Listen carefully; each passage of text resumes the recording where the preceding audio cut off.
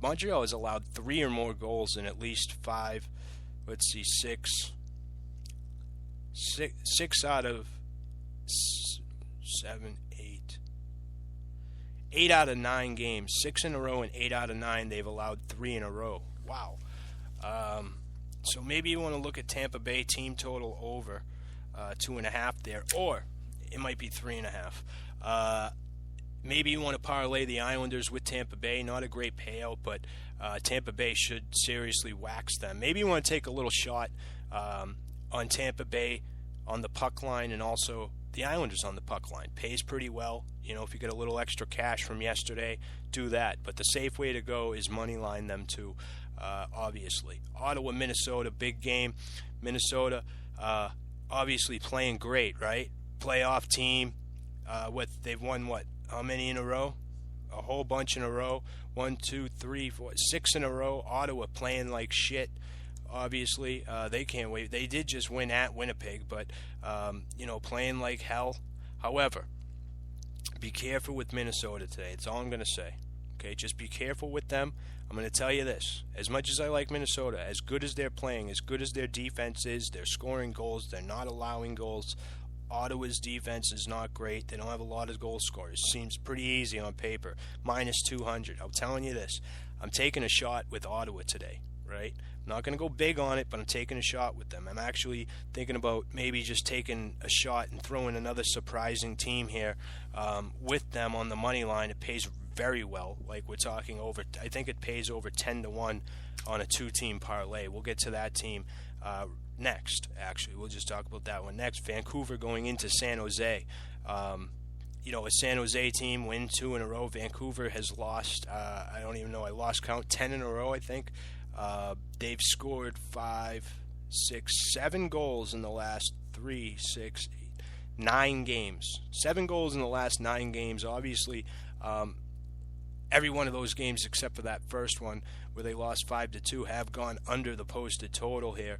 I lean towards the under a little bit here. San Jose come in, obviously. They've been scoring goals. However, if I'm going to pick a side here, I'm going to take a shot with Vancouver, right? Another crazy bet. I'm telling you out there, it's a crazy bet. I understand for some. There is reason behind it, okay? These guys just played, and San Jose won 4-1. Now it's a home and home. They're playing again. These two do this a lot, where the first game in Vancouver, then they play again. They do it an abnormal amount of times. They do it at least 2 or 3 times a year where they play a home and home. It's very weird. Either way, San Jose usually goes and takes that first game in Vancouver, and the last 4 times Vancouver's played San Jose in San Jose, Vancouver's actually won the game. Very weird trend here where it just always sets up where Vancouver's playing off a loss against San Jose the game before, and they're playing San Jose again in San Jose, and they seem to get it done. You also look the last 15 games in this series, the home team has not scored more than 2 goals. The home team has been held to 2 goals or less in all of those games. Total at 5, like I said, the under. But I'm going to look at Vancouver at plus 230 and parlay it with that Ottawa team. Extremely high payouts. Regardless, if you don't want to get crazy like that, I'm not saying that they're both going to hit or anything. I'm just saying maybe pump the brakes. If you like Minnesota or San Jose, pump the brakes with it. You might want to look at the San Jose under as well, like I said. If San Jose is to win, it tends to be the home team in this series for whatever reason doesn't score more than 2 goals. So if San Jose is going to win the game and they're not going to score 3 goals, actually I am pretty good at math. That it doesn't equal over 5 in my book unless Vancouver is the one that scores them and they win 4-2 or something. Sounds nuts with a team betting on a team with a 9-game losing streak and betting against a team with a 6-game winning streak, both with shitty-ass teams or against a good team. But that's where I'm at with that. That's where I'm at. You're going to notice in hockey this time of year, basically every home team is minus 200. You look today, 270, 270, 220, 200, 240, 200, 210, right? It just is what it is this time of year. And they're not all going to hit. You're better off playing some of these dogs that pays 2-1.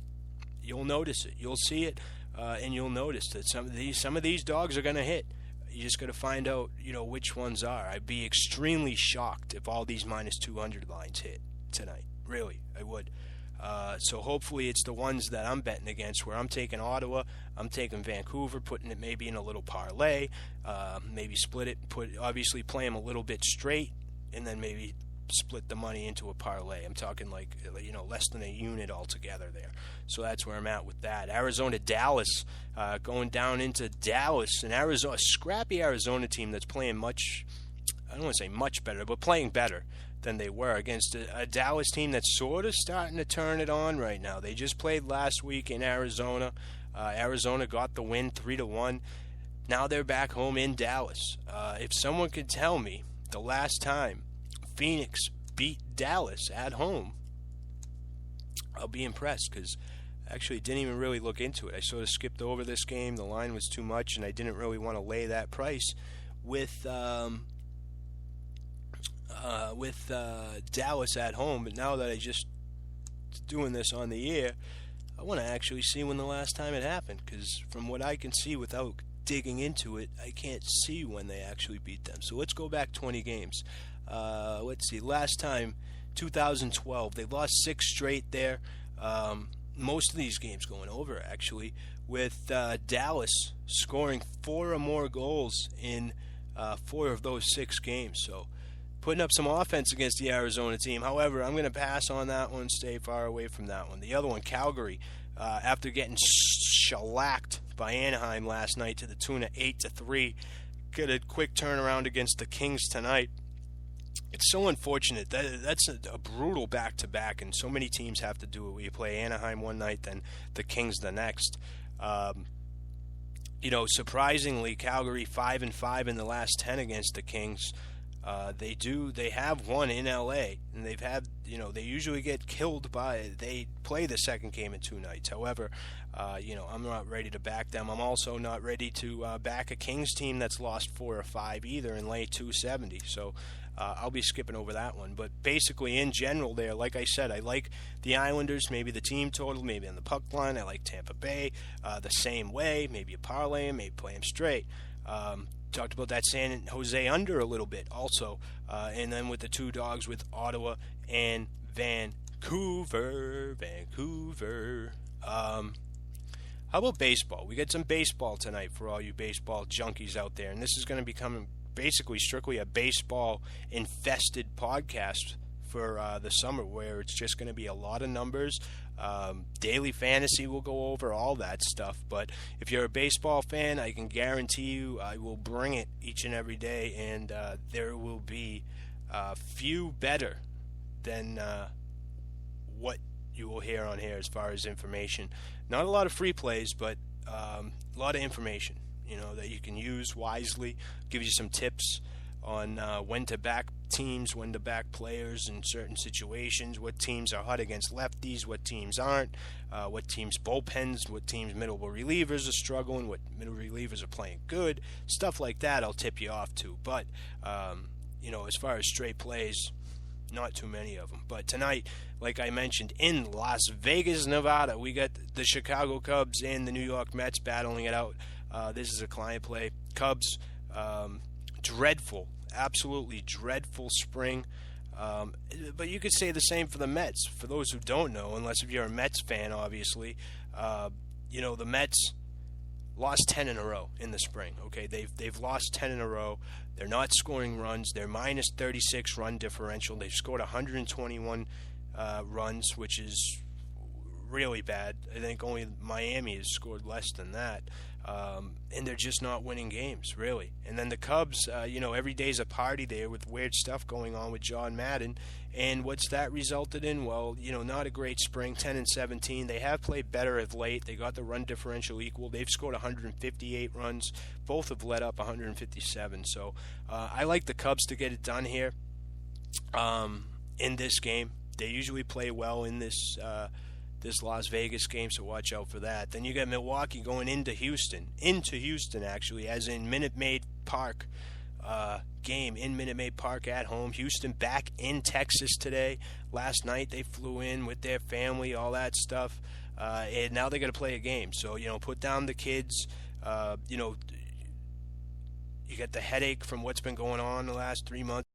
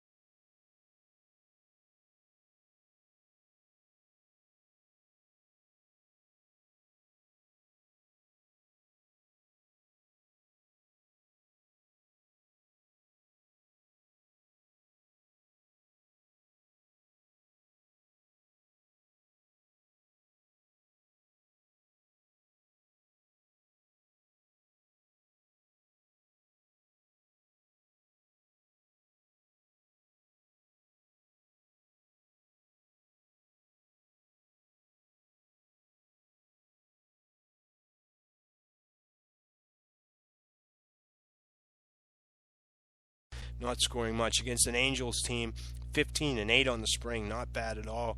182 runs scored, a plus 40 run differential, won 5 in a row, 7-1 in the last 10 in the spring. They're playing pretty good. This game is at Dodger Stadium, so same stuff applies there with obviously the Dodgers back home. The Angels did not go home. They went straight to L.A., although Anaheim, L.A., it's a fair amount. You get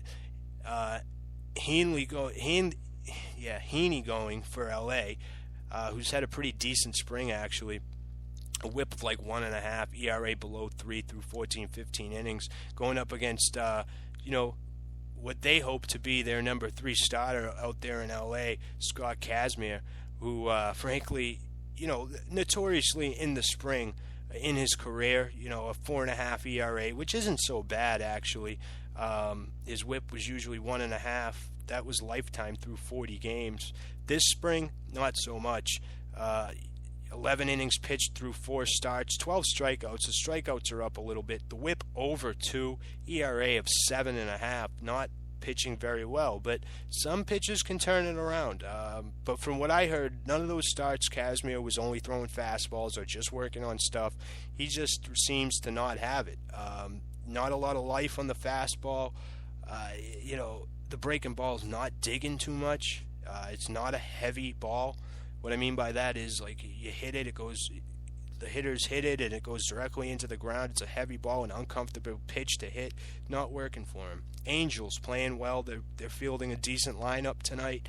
Not to mention the fact that they're plus 125, and not to mention the fact I completely forgot that this was a client play. Not to mention I completely forgot that the Cubs were also a client play, so you're getting a few client plays for free here. I like the Angels here at the plus money.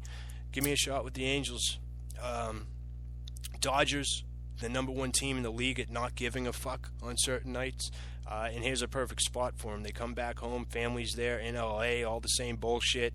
If they have a chance in a spot where they can not give a fuck and not really get called out on it, they're going to take every fucking chance at it to not give a fuck. Trust you me, and if you've been listening, I brought it up a lot lately. So take the Angels plus money, I'd say. Jeremy Denson, what's up, buddy? Ducks over Calgary again last night. Easy winner, yes, 23 in a row. The streak continues on that one. And I won't be laying big juice like that again until they play again. That's for sure. But what else do we got going? So we get that Angels game, then we get some other ones. What else? There was one other game I thought. Maybe I'm wrong. Oh yeah, Oakland, San Francisco. This one at AT&T Park. Probably going to be a pretty cold night actually in AT&T. San Francisco, although it's it's in California. For those who don't know, it's right directly on the water, and it does get cold there. I would expect that it be a pretty cold night. I'm surprised it's such a late start. Very random. Here comes Jeff Samardzija trying to rebuild his career after that horrific visit to the American League with the White Sox last year, putting up career worst numbers in almost every category. So, he gets a new start. Also got a fat-ass contract. So the level of giving a fuck for him is pretty damn low, if you ask me.